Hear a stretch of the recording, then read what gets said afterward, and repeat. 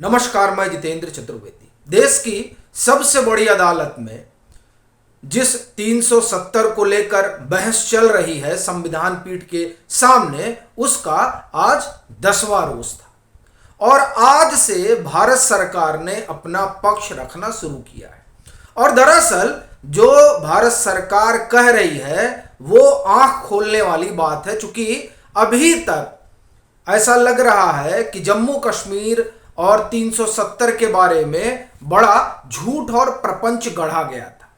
मैं अब इस पर ज्यादा नहीं जाऊंगा, मैं सीधे इस बात पर आता हूं कि भारत सरकार ने दरअसल संविधान पीठ के सामने क्या रखा जो उन लोगों को नागवार गुजरा, जो लोग ये मानकर चल रहे हैं और जिनकी ये धारणा है कि इसको छुआ नहीं जा सकता है।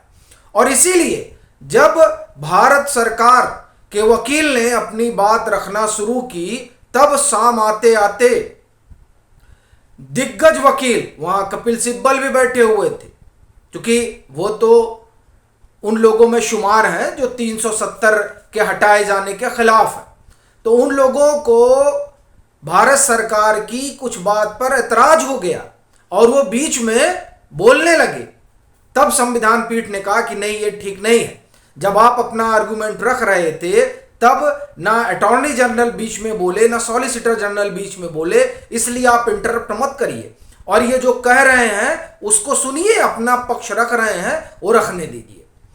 तो इससे आप समझ सकते हैं कि किस तरीके का माहौल हुआ और किस तरह से मिर्ची लगी जब एक एक पन्ना खोला जाने लगा और उस झूठ के पुलिंदे पर प्रहार किया जाने लगा। तब यह सवाल स्वाभाविक उठता है कि भारत सरकार ने कहा क्या, जिसके कारण कपिल सिब्बल सरीखे दिग्गज वकीलों को बोल देना पड़ा। तो सुनिए क्या हुआ। दरअसल यह बताया गया कि साहब जम्मू कश्मीर की एक बड़ी विशेष स्थिति है। क्यों? क्योंकि यह अकेला प्रिंसली स्टेट रहा जिसके पास अपना संविधान था। भारत सरकार ने कहा यह सरासर झूठ है। जम्मू कश्मीर अकेला स्टेट नहीं था जिसके पास अपना संविधान था। जम्मू कश्मीर के अलावा 62 ऐसी रियासतें थीं जिनके पास अपना संविधान था। एक बात। दूसरा, भारत सरकार ने बताया कि उस समय यानी 1930 के दशक में 286 रजवाड़े ऐसे थे जो अपना संविधान बनाने की प्रक्रिया में जुटे हुए थे। यानी जो जम्मू कश्मीर अकेला प्रिंसली स्टेट था जिसका संविधान था, यह सबसे बड़ा झूठ है। दूसरी चीज यह कहा गया कि साहब देखिए, ये जो इंस्ट्रूमेंट ऑफ एसेशन रहा जिस पर दस्तखत हुआ था वो बड़ा अलग किस्म का था।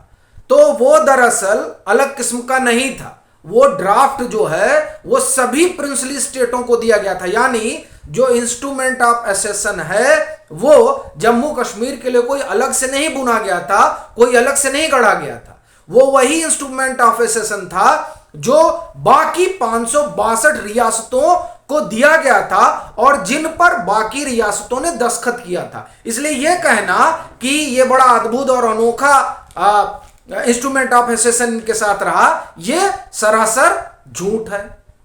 मतलब ये झूठ मैं कह रहा हूं, ऐसा नहीं कि वहां संविधान पीठ में भारत सरकार ने यह कहा, यह तो मैं कह रहा हूं कि इंस्ट्रूमेंट ऑफ एसेशन जो है वो एक तरह से यह कहना झूठी है कि उनका अलग था और हमारा जो है अलग था।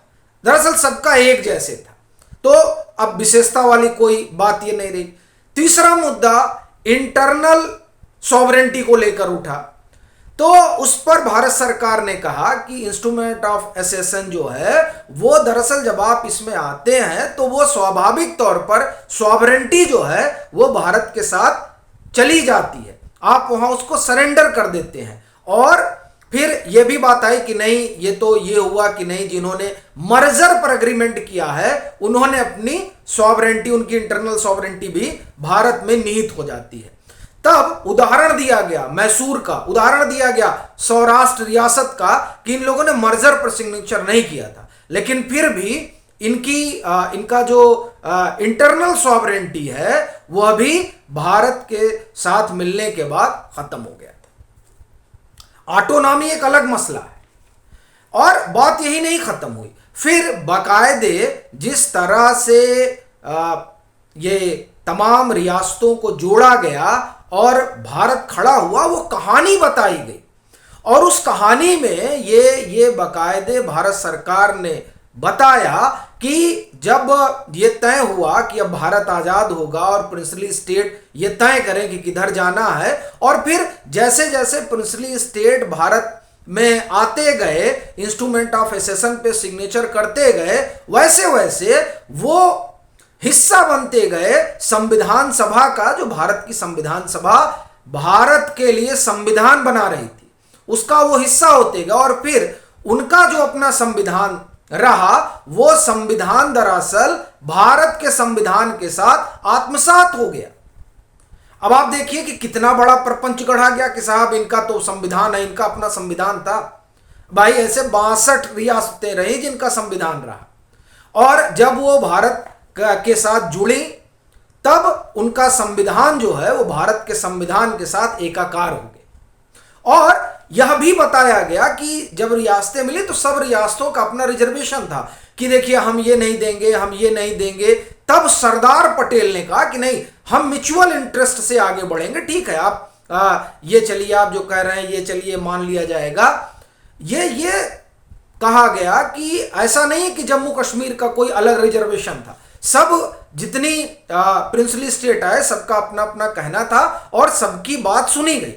फिर यह बात आई कि जब इन्होंने इंस्ट्रूमेंट ऑफ एसेशन पे दस्तखत किया राजा हरि सिंह ने, और उसके करने का कारण यही था कि पाकिस्तान जो है वो इन्फिल्ट्रेट कर लेता है जम्मू कश्मीर के भीतर। और फिर जो है ये आते हैं और दस्तखत होता है, और उस दस्तखत के बाद चीजें आगे बढ़ती हैं, और फिर इसे लेकर संविधान सभा में बहस होती है। और उस बहस में ये बात निकल कर आती है कि आखिर में क्यों जम्मू कश्मीर को इस तरह का विशेष दर्जा देने की बात हो रही है। यह भी बताया गया कि किस तरह से सरदार पटेल इस बात से नाखुश थे। लेकिन जो कहा जाता है ना कि सरदार पटेल चुप थे, सरदार पटेल इसलिए कुछ नहीं बोल रहे थे क्योंकि पंडित नेहरू ने ये गोपाल स्वामी अयंगर को सब दे दिला के बता के कि इस पर चर्चा वगैरह करनी है, वो चले गए विदेश। तब सरदार पटेल ये नहीं चाहते थे, चूंकि वो प्रधानमंत्री थे भारत के, पंडित जवाहरलाल नेहरू, और उन्होंने गोपाल अयंगर स्वामी को डिप्यूट किया हुआ था कि नहीं ठीक है आप जो इसको आगे बढ़ाइए, तो वो वहां उनका विरोध नहीं करना चाहते थे। लेकिन इस बात से वो खुश नहीं थे कि इस तरह का जो है विशेष दर्जा और इस तरह की बात जो चल रही है जम्मू कश्मीर को लेकर, वो ठीक नहीं है।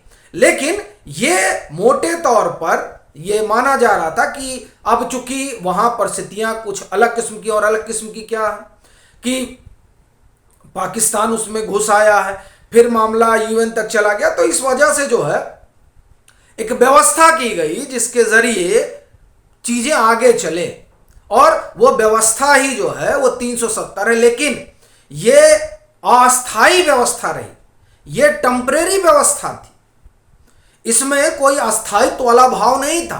और देखिए ये जो आज आर्गुमेंट हुआ, फिर कल इसमें आगे और आर्गुमेंट होगा, लेकिन जो 9वें रोज आर्गुमेंट हुआ जिसमें उन लोगों ने अपना पक्ष रखा जो 370 के हटाए जाने के खिलाफ है, उसमें सीजीआई ने यह कहा, चूंकि सीजीआई की अगुवाई में ही संविधान पीठ है, उन्होंने इस बात को रेखांकित किया कि वैसे तो ये जो 370 है वो दरअसल जब संविधान सभा खत्म हुई तभी से इसका कोई आप एक तरह से कहें कि मतलब नहीं रह गया। ये वो उन्होंने इस तरह से कहा। लेकिन फिर उन्होंने ये भी जोड़ा कि मेरे कहने का मतलब ये एकदम नहीं है कि उसके बाद जितने संवैधानिक ऑर्डर हुए वो सब असंवैधानिक है। ये कहने का अपना एकदम अर्थ नहीं है। लेकिन बड़ी चीज जो है वो आप देखिए कि कल भी सीजीआई ने कही, और इससे पहले भी संविधान पीठ ये कहती रही है कि ये अस्थाई ही है। और उसी बात को भारत सरकार ने जब अपना पक्ष रखा 10वें रोज तो इसे विस्तार से बताया और यह भी बताया कि किस तरह से, दरअसल एक चीज आप देखिए कि जो बहस हुई ना, जो भारत सरकार ने अपना पक्ष रखा, उसमें एक बात ये भी निकल कर आई कि दरअसल जो पंडित नेहरू की अपनी पॉलिसी रही, खासतौर से जम्मू कश्मीर को लेकर, उसने भी जो है एक मामला थोड़ा पेचीदा किया। नहीं तो आप देखिए कि बाकी जो 561-62 रियासतें रहीं, उन रियासतों का स्मूथली, अगर जूनागढ़ और हैदराबाद को आप छोड़ दें, जहां के जो है राजे महाराजे बहुत उछल कूद रहे थे, तो शांत कर दिया गया उनको। इन लोगों की भी उछल कूद, सरदार पटेल ने कहा ठंडे हो जाओ, नहीं सेना जाएगी, कूटेगी बलवर, सब सही हो जाएगा।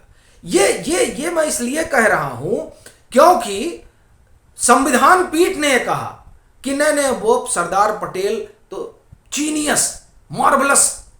मतलब आप देखिए कि एक रियासत को उन्होंने छोड़ दिया कि चलिए ठीक है, अपना पंडित जी देखेंगे इसको, और क्या हाल हो गया कि अब वो ऐसा नासूर बना है कि अभी तक उस पर बहस चल रही है। और बड़ी चीज ये है, बहस तो छोटी बात है, उस पर राजनीति की जा रही है और अब ऐसा लग रहा है कि उस राजनीति पर जो है पटक्षेप होगा।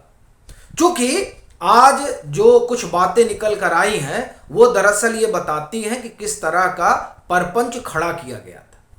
अब जब आगे इस पर तमाम बातें और आएंगी और भारत सरकार वो पूरा इतिहास बताएगी, तब अभी बहुत कुछ चीजें निकल कर आनी है जो उस पूरे अभियान पर एक तरह से कुठाराघात होगा। तो अभी के लिए फिलहाल इतना ही। अगर आप मतांतर से नहीं जुड़े हैं तो जुड़ें, वीडियो को लाइक करें और खूब शेयर करें।